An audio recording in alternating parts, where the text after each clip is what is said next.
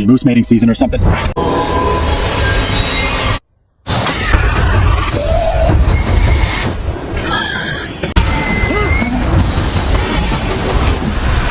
Critics called Death of a Unicorn flawless, but missed the clue that ruins everything. Hit play before Hollywood deletes this video. The story begins with Elliot and his daughter, Ridley, traveling to the home of Elliot's boss, Odell. Odell is in the last stages of cancer and is planning to appoint Elliot as the new vice president of his pharmaceutical company. However, things start to go wrong when they arrive an hour late, angering Odell. On the way, Elliot sneezes due to a dust allergy, loses focus, and crashes the car into a baby unicorn. Ridley, mesmerized by the creature's glowing horn, touches it and is momentarily transported to another world. But the enchantment shatters when she sees her father brutally kill the unicorn with an axe, ignoring Ridley's pleas. They take the unicorn's body with them to erase evidence at Odell's house. The boss expresses his wish to spend more time with Elliot and Ridley before signing any business papers. Meanwhile, Ridley notices something strange. Her acne disappears completely after the unicorn's blood touches her face. She rushes to tell Elliot, who brushes her off, wanting to stay longer to please Odell. Suddenly, terrifying screams echo outside. They find a unicorn's body missing. A unicorn breaks free from Elliot's car. A guard shoots it in panic, and chaos erupts. Ridley insists that it's a baby unicorn, and Elliot finally confesses the truth to Odell. Ridley points out more strange occurrences. Elliot's allergy disappeared, and his eyesight improved. They realize the unicorn's blood is magical. Ridley warns her father that Odell and his family seem greedy, and she regrets giving the unicorn to them. She discovers a hidden history of unicorns. Beings once hunted and enslaved, later vilified during the French Revolution. She dreams of a haunted forest and wakes to find she and Elliot are being medically tested due to the unicorn blood in their system. Odell, meanwhile, has set up a full laboratory to study the unicorn. Dr. Song, the lead scientist, presents that the unicorn's blood and horn possess miraculous healing properties. Dr. Badia confirms that the unicorn's horn emits powerful bioelectrical signals. Odell offers himself for experimentation, being terminally ill. To everyone's amazement, Odell's cancer is cured within hours. But Ridley grows more disturbed as she sees the greed intensify. Odell plans to relocate the unicorn to his company's HQ, but Dr. Song informs him that the unicorn's cells cannot be replicated. Still, Odell's wife sees it as a profitable opportunity. Low supply means high demand, that everyone prepares to commercialize the unicorn. Ridley begs them to stop and release it. She's mocked and ignored. She senses a deep connection to the unicorns and warns that ancient stories suggest bad things happen to those who harm them. Her concerns are dismissed.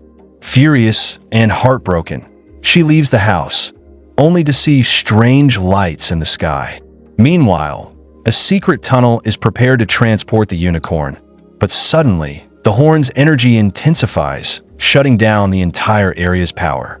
Elliot discovers the tunnel is destroyed, and Dr. Song is found dead, killed by what appears to be an adult unicorn or unicorn's attack. Ridley is nearly killed, but spared when the unicorn connects with her emotionally.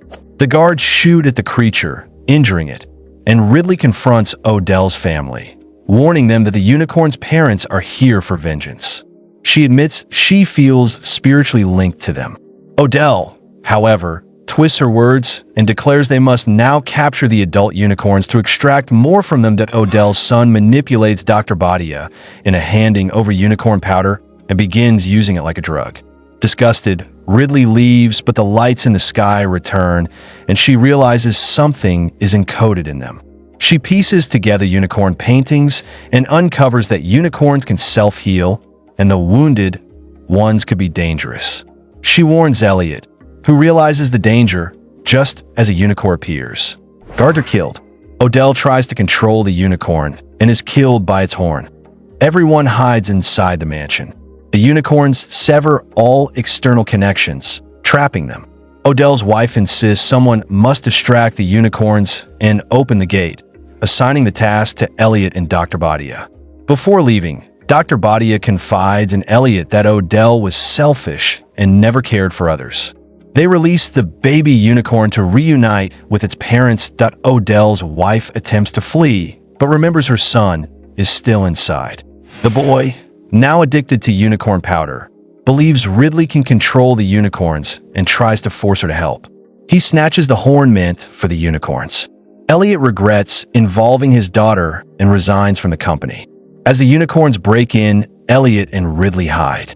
Odell's wife urges her son to return the horn, but he refuses, only to find Elliot had already taken it. Elliot gives Ridley the horn, telling her to run. He wants to keep his promise to her late mother, to always protect her. Ridley goes outside where the unicorns are, and they calmly gather around her. As she cries in a unicorn's lap, Odell's son tries to capture it, but Elliot intervenes, stabbing him with the unicorn's horn. Wounded by an arrow, Elliot throws the boy away, and they both fall. Ridley rushes to Elliot as he takes his last breath. Grieving, she cries, but then the unicorns touch horns and perform a magical ritual that brings Elliot back to life. As they embrace, the police arrive and arrest them, assuming they're responsible for the deaths. The police refuse to believe their fantastical story. Just then, the unicorns reappear, proving Ridley and Elliot's innocence by showing them the truth. And with that, the movie ends at death of a unicorn. Critics praise the film as flawless, focusing on its emotional depth and tight storytelling. However, they overlooked a subtle yet critical clue hidden in the first act: the unicorn's mysterious wound that heals overnight without explanation. This single detail contradicts the established rules of the film's universe, where all magical events have consequences. It implies either a continuity error or a hidden subplot that was never resolved.